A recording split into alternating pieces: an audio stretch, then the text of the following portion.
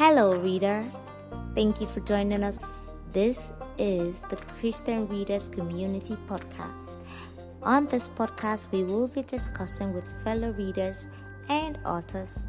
You will never lack for good conversations and recommendations of Christian books. If you're a lover of literary works, fiction and non-fiction, then you have made the right stop here. Thank you for joining us again, and I hope you listen to every podcast that we get to put out for you. Thank you.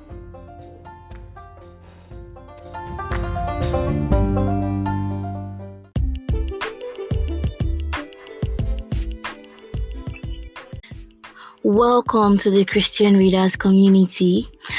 Thank you so much, everyone who is listening to us right now. I'm your host, and my name is Faith.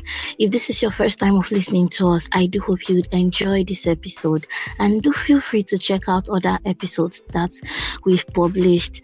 And if this is not your first time, thank you for coming back. And I do hope you'd enjoy this one like you did the previous ones. Now, I have, as usual, I'm not alone. But today I came with an author. She's someone I've been following her works, reading her stories on this platform called Wattpad. So last year she decided to move from that platform to Amazon. And when I read this book that she published last year, I told myself that, I'm definitely going to invite her to come talk to us about this book. And the title is catchy. The title is amazing. The title of this book is amazing. But let me start first by introducing this author, speaking to us all the way from the United States. And her name is Kim Griffin. Welcome to the show, Kim. Hi. I'm so glad to be here. Yeah, Happy New Year to you. Happy New Year. Yeah, thank you. Okay, so Kim, how is the weather this time of the year in the United States? Well, I am a little bit south of central United States, and it's cold. We had some snow on some of the mountains close by, but I've not received any. But it's just cold. Anyway, let's say just give it a couple of months and the winter will be over. Yes. Or sometimes in the part of Tennessee where I live, sometimes even in the winter we'll get kind of warm days. So for those, yeah, not warm as in you can wear shorts and things, but warm compared to the freezing cold. Yeah, right. That's thank you so much, Kim. And yeah, like I said earlier, it will soon get to spring, and you leave behind all the cold, and I guess it will make you feel better. Yeah, I do like the warmer weather. Uh-huh. So you published this book last year, and the title, when I saw it, I was like, okay. I was so eager to read this book. I was like, okay, I think I'm going to reach out to you. And when I did, thank God, I was among those who got an advanced copy of this book. And the title is Not Quite Mr. Darcy. Then I read the story description, and I had to ask, okay, who is Mr. Darcy? Because I've been hearing that name, and I know it's a fictional character from a novel written by a very popular author who was probably in the 80s. No, not the 80s, now I think the 20th or the 19th century. So it was when I was reading the book that I announced that, okay, this Mr. Darcy was a character in Jane Austen's book. So you're here to talk to us about Not Quite Mr. Darcy. Okay. First off, tell us about this book. Give us a little description about this book. Okay. So yeah, back to the name though. So it comes from, Jane Austen's Pride and Prejudice, which is probably her most famous book among romance readers. And so it was written, I think, in the late 1700s, early 1800s. And so that's called the Regency period. But over and over, like, romance readers, they'll refer to Mr. Darcy. Oh, I'm looking for my Mr. Darcy. So that's kind of where the name came from.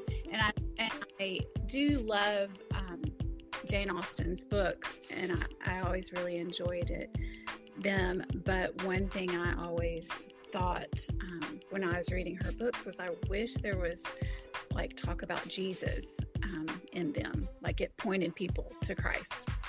And I think that a lot of times when I read books that aren't Christian books, I wish they would point people to Christ. Like when things go well in their lives, I wish they would give the glory to God.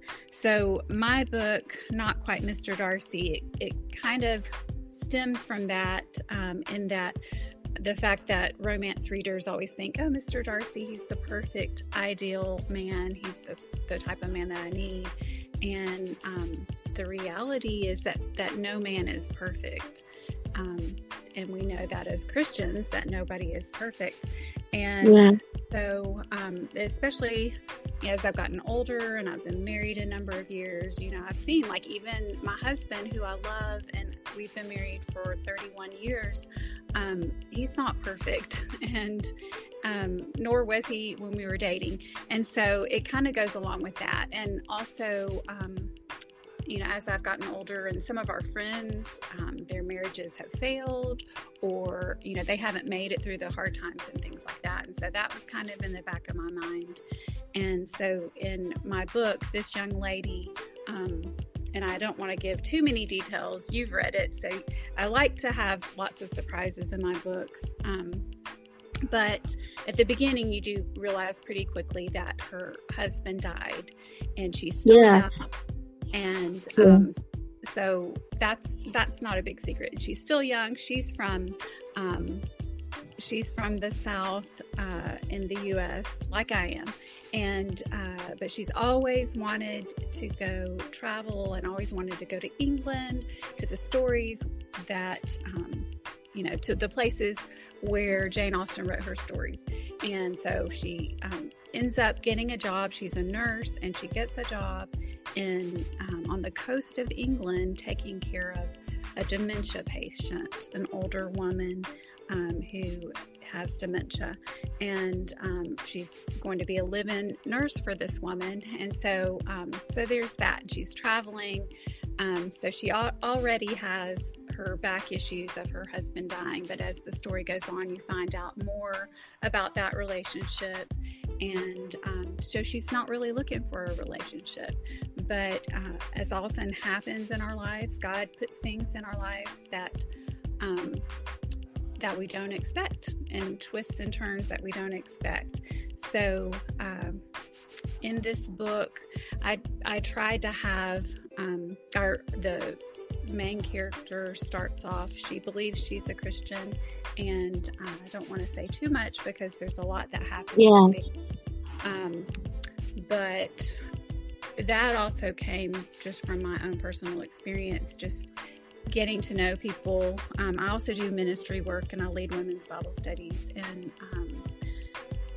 and do mission type things. And through the years, you just learn, a lot of times people think that they're Christians, but maybe Christianity to them is just the fact that they go to church periodically, or the fact that if they were infant baptized, they might confuse that and think that means that they're a Christian.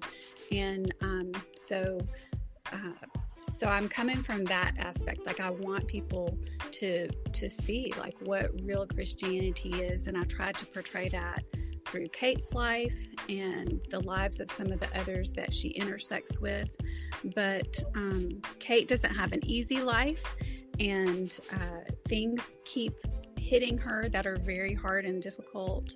And I think that's real life for all of us. Sometimes things go smoothly. and sometimes even for Christians, really hard and difficult things hit us, and how our relationship with God can really affect how we handle those things.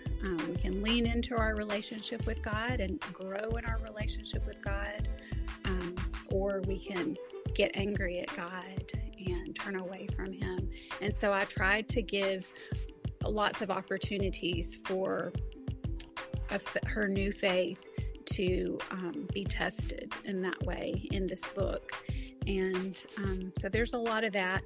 This book is also really personal to me. I have the dementia patient that she works with, and the dementia patient, even though she's in and out of being coherent about things, she has some great wisdom for Kate.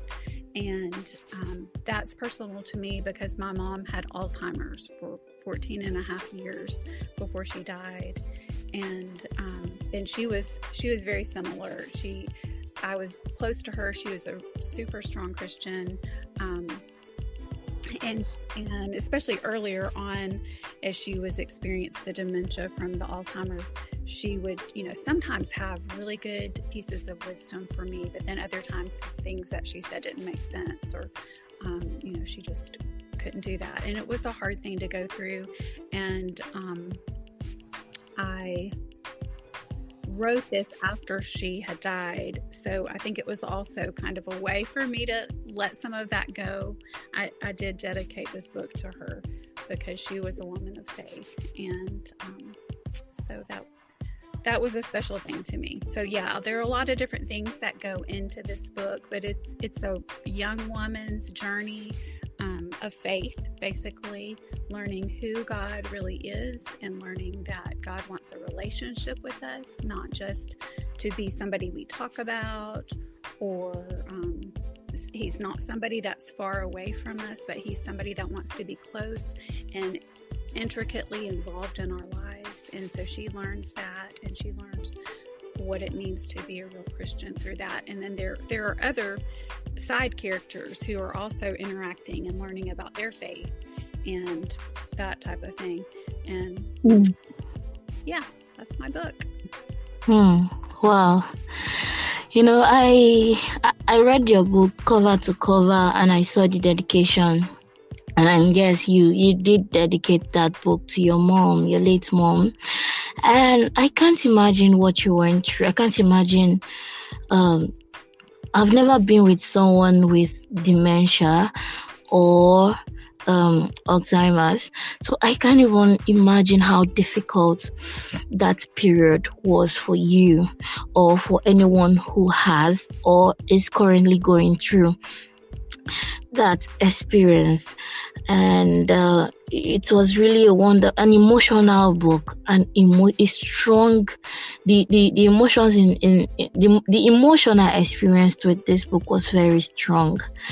And this leads me to my next question, although I think you may have answered part of it. When did this story come to your mind that you should write this story? What motivated it? This story, it kind of came to me over time.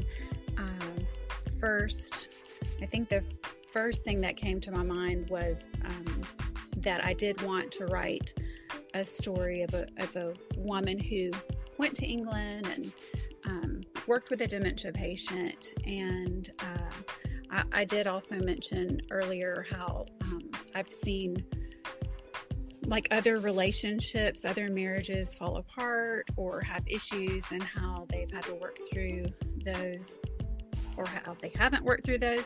And so that just kept hitting me. And so that kind of determined where I wanted to go with her relationship with her husband who passed away, and create that backstory for her. So those things kind of all came together and pushed the story forward.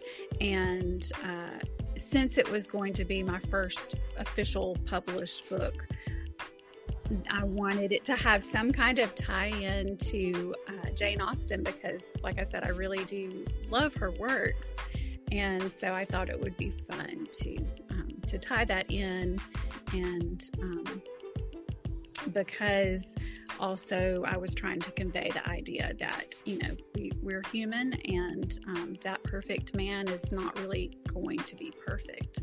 I thought that Not Quite Mr. Darcy was the perfect name. So let's talk about the location where this book was set in. You live in the United States, but you wrote a book that most part of it was set in England.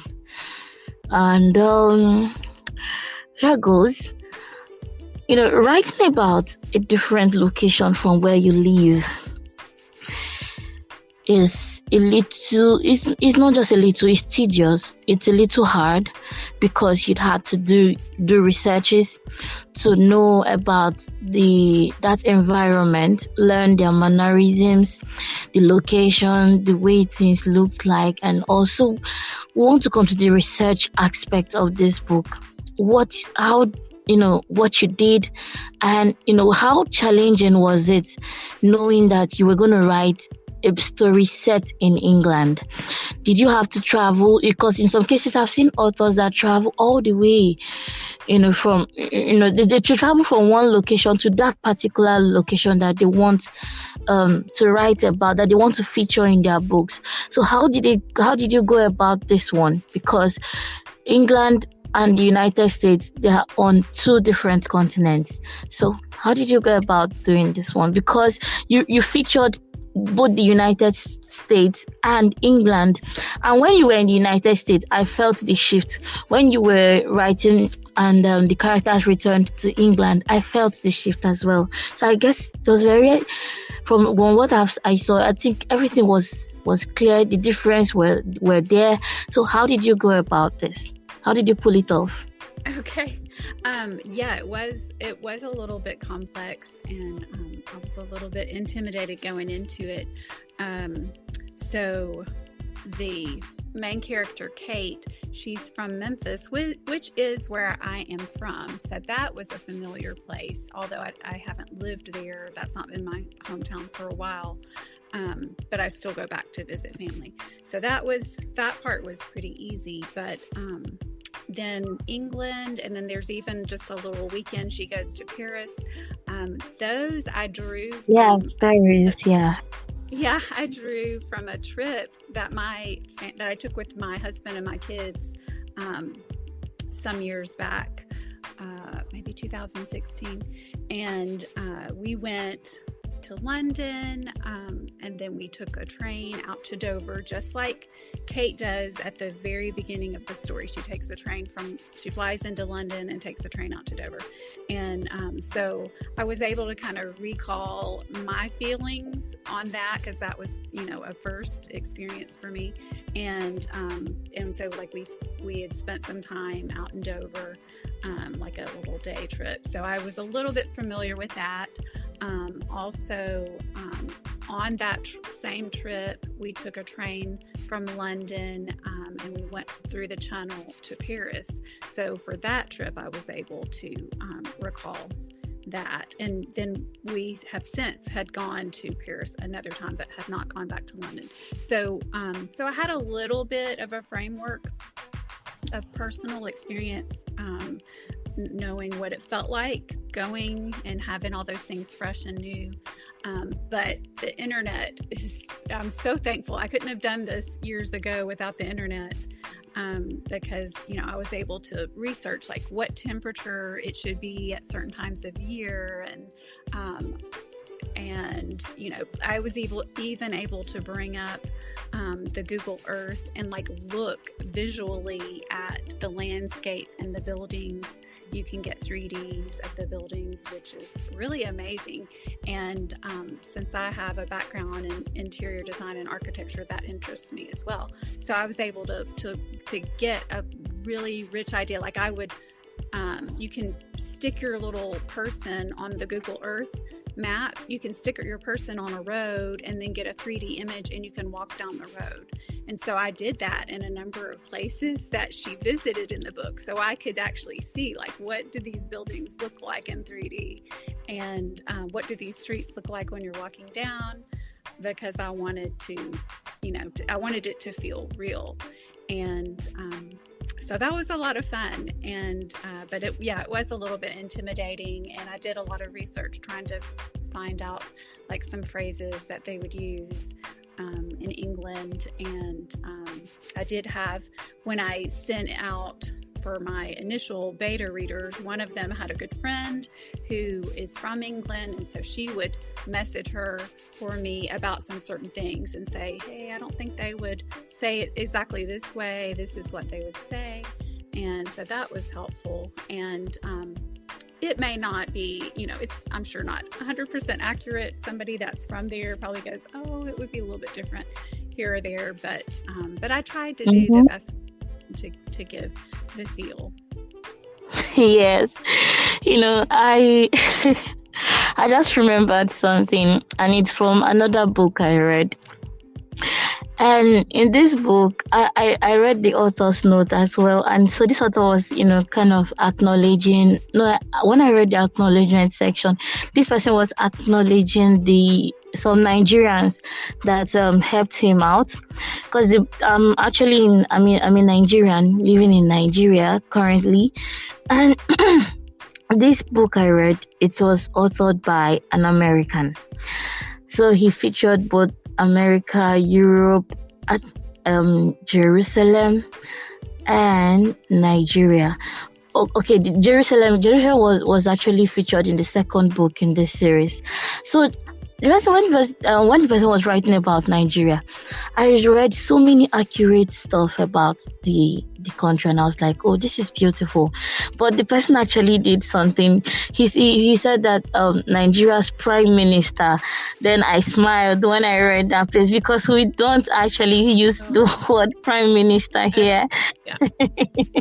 So we actually have a president, not a prime minister. But every other thing was really cool, especially when he featured where I live. I stay in Port Harcourt, Rivers State, Nigeria, and it was really wonderful. Reading about those familiar places, those places I've worked. I saw those places in the book, and it was really, really wonderful. And he was also applauding Google Earth and researches and questions he asked friends. So that's why when you said that you were sure you didn't get it so 100% accurately, that was why that book came to mind. Absolutely, yeah. It can be hard, and yeah, you just do your best when you're trying to do that. And in fact, my second writing right now is a part of that series, and it's also in England. So yeah, I still write it with trepidation that there's going to be something that maybe doesn't make sense to a person that lives there. Yes. And one thing you also said was that it was quite intimidating. That was what. Yeah, that one really got me cracking. Yes. All right. This leads us to our next question. Let's shift a little bit about you as the author. This is not your first time writing. So when did you decide? Because you're into interior designing. Now, when did you decide that you were going to start writing? When did you feel that push, that calling, that move to write? So what motivated it as well? It's been maybe about 6 years now, but my background, my training is interior design and architecture, but then I found myself, as I got married and had kids, I wanted to stay home, and I thought I would go back and do interior design and architecture, and I ended up homeschooling them. So I was home all the time and didn't really have time to do much other than just help out friends here and there. And, but I have 4 kids, and my oldest 2, they were graduating, and I was having more and more time at home. And then my youngest, there was kind of a gap. My youngest is adopted from Haiti. And so there was a 6-year school gap between my youngest and then my 3rd child. And so my 3rd son, he was starting to be gone a lot as well, taking some college classes while he was finishing up high school. But I still had to stay home for my youngest to be here with him and answer his questions. And I got back into reading. I've always loved reading a lot. I never saw myself as a writer, even though when I was young, I did do some writing things. But I went into interior design instead. And but I was reading more and more. You'd mentioned Wattpad earlier. I discovered Wattpad, and I was like, oh, this is really cool. Free books, and you can see what people are writing. And as you probably also noticed in Wattpad, a lot of the romance books tend to have smut on Wattpad. There aren't as many clean romance, and especially not as much with Christian romance. And yes. So that was disappointing, and also like seeing the variety of things that people wrote. I was like, I think I could do this, because I realized in my mind I kept rewriting stories, like to put faith in them or to make them happen differently. And so I kept doing that, and I was like, I think I could do that. And so since I had more time than I had in the past, I started doing that. Instead of just reading all the time, I thought, well, I could write some of these stories that are popping out of my head. And so I started writing, and I really enjoyed it. And it was a lot of fun. Wow. It was a good outlet. And so then I just, how it led to me actually writing to publish, one of the people that I followed, or actually I think it was a couple of the people that I followed that were Christians, I noticed they had Instagram accounts for their writing. And I had an Instagram account because I had that to follow my daughter and, that kind of thing. And so I started checking that out, and I was like, oh, that's interesting. And then more and more they were talking about how they were indie publishing their books, like publishing themselves through Amazon and other outlets. And by that point, I had written 3 fiction books, and then I wrote my Christmas Advent devotional. And so I was starting to think, I was feeling like on Wattpad I had kind of reached all the people that I could, but I still wanted to reach people. I wanted it to be a ministry. That was the other thing I should mention about what drew me into writing, was I thought this could really be a ministry. I mean, you're in Africa, and so and I'm very involved in women's ministry and missions. I've led Bible studies for a number of years, but I've not been able to go on many mission trips because I've had kids at home. Whereas a lot of the people I support and pray for, they go all over the world doing missions. And so I thought, this would be a really neat way that I could do missions, writing, and then people around the world can read. And drawn to God that way. And so that was another draw. So then so all through the time, my desire has been to be able to reach people. So then when I discovered, there's, other outlets that I could also use to maybe reach more people. And so that's what drew me into actually publishing it officially, or publishing a book officially. And so it was kind of one thing led to another, and I was like, I guess I could do that. And I just kept trying things, and it came together, and I published a book, and it wasn't obviously, I did it. It wasn't impossible, but there were a lot of steps involved this last book took me longer than my books on Wattpad did to write, because I kept having to and figure out how to do things, I created a website, and how to, what kind of process I needed to go through to get it edited and to get a professional cover done, and those types of things that kind of slowed me down from what I had done on Wattpad. Yeah, because I didn't see after your third story, I didn't see another one from you. I was expecting that, okay, maybe you were preparing, writing down, putting down the outline of your story. But after, I think it was almost a year before you finally came up, and I was surprised. I was like, okay, because I knew one of the reasons why I follow your works on Wattpad is because of how fast you update your stories. You were very good with, when you started a story, I think you completed it within a space of 3 months, and it was really something to watch. Sometimes I silently envied you, wanted to ask you how you did it, but I think I even did one of those times I was interacting with you in one of our private chats on Wattpad, and when you finally came back, I was like, oh, thank God, because I thought you'd actually left, permanently from Wattpad. But I'm glad when you finally explained why you've not been active on that platform. I was like, okay, this is nice. This is very, very nice. And I'm so happy that, we've seen this book published, and it was really, really wonderful, like I said earlier. Now, without wasting much time again, because we don't have much time, I would like to ask you this question.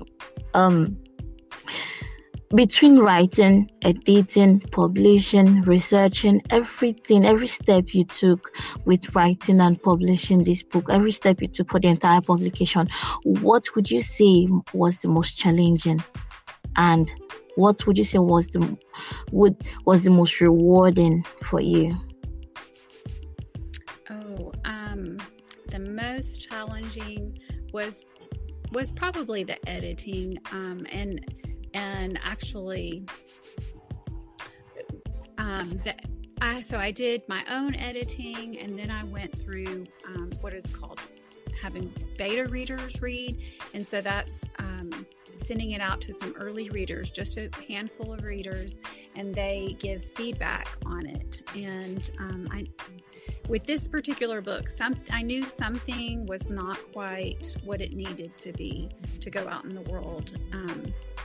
And it kept bugging me, and so then waiting on that response from those people, and you have to weed out, like, some comments that people will make might be just their personal preference, but some might be really useful tools that would help.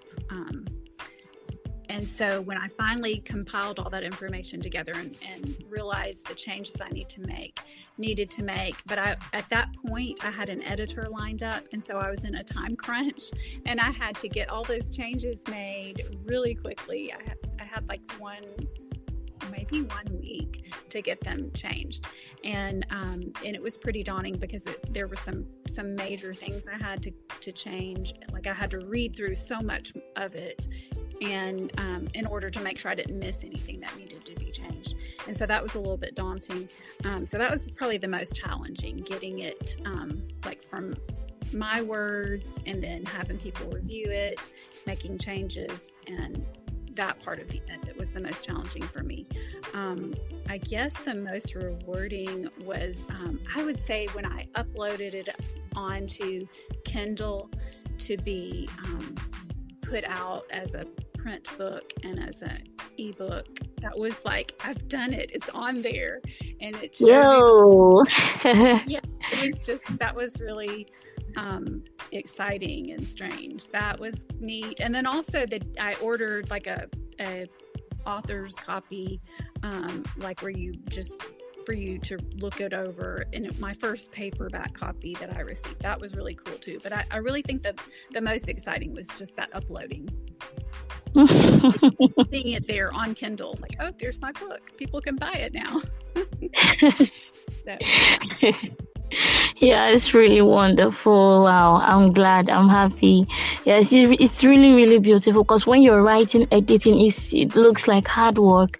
And when you finally publish, you're like, oh, dream come true. I love this. It's finally out there and it's a beautiful thing. Now, did you plan to write more or Yes, I do. Yeah, right now I'm writing another book, like I mentioned, and it's going to actually, so Not Quite Mr. Darcy is going to end up being the first of a series, and most of the books will be standalone, but this book that I'm writing right now, so I'm probably about a third of the way through, and the main character is a new character, but she's friends with Kate. And then there's also there are several other characters that you'll see from Not Quite Mr. Darcy. But again, you don't have to read that book, Not Quite Mr. Darcy, to read this new one. And I can't say the name of it yet because I still haven't. Sure. Sure. Sending out emails and with hints. But it's not quite. And then there's a name at the end, which is another one of the heroes from a Jane Austen book. So your listeners can guess of what that might be. So this series, all of them are going to be not quite, and then there'll be a name from. Ooh, wow! I have the one I'm writing, and I have another one, at least one more in mind, maybe two more after that, and then I've got. I do the two that I wrote on Wattpad, my last two that I wrote on Wattpad, I would like to edit them and make them a little bit more professional and put them out as well. And then I've got some other ideas as well. So it's just a matter of time though, because like I did mention, I lead women's Bible studies. I have a lot of other ministry work that I do. And I'm a new grandmother. I have a little 7-month-old granddaughter. So just balancing all those things will determine how much I can get done. Yay! Congratulations, Grandma. Thank you. My name is going to be Gigi. Yeah. Oh, that's wonderful. Is that from any language? No. Okay. It's Gigi. So some people I've heard use Gigi, but I was thinking because my last name is Griffin, so Grandmother Griffin, that's a G and a G. So I'm not ready to be called grandmother yet, so I still feel young at heart. So Gigi. All right, Gigi. Thank you. Congratulations, Gigi. Thank you for having me. Yeah. So before we go, could you read an excerpt? Let's say a chapter from the book, just like a teaser for those who are listening. Okay. Yes. So I'll just start with chapter 1 because if I get in too far, like I said, there's a lot of twists and turns in the book, and I don't want to give anything away. So, and also I will say, so the very first line of my book is kind of a change in the quote that Pride and Prejudice. It's the first line of Pride and Prejudice, but I changed it a little bit. So for your readers, if they want to look up Pride and Prejudice, the first line, they'll recognize this. Okay, so this is chapter 1. It is a truth universally acknowledged that Mr. Darcy does not exist. Taking a deep breath, Kate glanced at her phone. 15 minutes of her train trip from St. Pancras Station in London to Dover Priory Station remained. Her eyes drifted to the bright green rolling hills out the window as her thoughts wandered. Moving to a country on the other side of the Atlantic Ocean seemed so much more romantic at the age of 14 when Kate and her best friend Jennifer first started making plans for their future. Those plans included visiting England to see the places enshrined in Jane Austen's book to find their very own Mr. Darcy's. But, as often happens, life intervened. At 29, Kate was just now realizing that dream, minus the search for Mr. Darcy and the best friend co-traveler. Now that she was a grown woman with experience beyond her years, she knew better than to waste time searching for the non-existent Mr. Darcy. As for Jennifer, it wasn't like her friend abandoned her. Jennifer was now married, pregnant, and mother to 3-year-old Emma. Moving them from Memphis, Tennessee to England wasn't practical. So much for teenage plans. Kate frowned, remembering that she wouldn't even be here herself if it weren't for the death of her husband, Mark, 9 months earlier. Biting her lip, she refused to let tears escape and focused again on the quickly changing scenery outside of the train. This was supposed to be a time of refreshment and renewal, not a time to be stuck in her head. She was finally experiencing things she had long thought were out of reach. This will be good, she silently assured herself, a chance to leave behind the pain. If only she could convince Jennifer that she wasn't here to find her true Mr. Darcy. Kate stifled a chuckle at the thought. Ever since high school, Jennifer had been intent on ensuring Kate had her Mr. Darcy. The first time Kate saw her then future husband walk into her high school French class as a new student, all the girls swooned. He was so tall and handsome. Later that year, when Mark and Kate started dating, Jennifer insisted he was Kate's very own Mr. Darcy. Tall, dark, handsome, and from a very wealthy family. He even seemed a bit snobbish at first, though that quickly passed once he felt comfortable at the school. Kate always said that Mark was not quite Mr. Darcy because he didn't have the accent. Now it was very clear the two of them wouldn't get the happily ever after Jane Austen intended for her characters. Jennifer assured Kate that her Darcy was still out there somewhere, and with the relocation, she would finally find him, accent and all. A sad smile emerged as she remembered those happy, carefree high school days, a sharp contrast to her current reality. And there it was again, that ever-present pain trying to rise to the surface. 9 months of counseling couldn't make it go away. Perhaps an ocean of distance could. The murmurs surrounding passengers drew her back to the moment and brought a small smile to her face. She wondered if she would ever get used to the various British accents. As Kate's gaze moved from passenger to passenger, no one gave her the sad eyes, and it was blissfully freeing to be an ocean away from everyone who knew, or at least thought they knew, of her pain.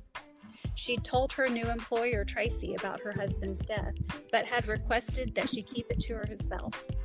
This was Kate's chance to get away from the constant reminders of what she'd lost.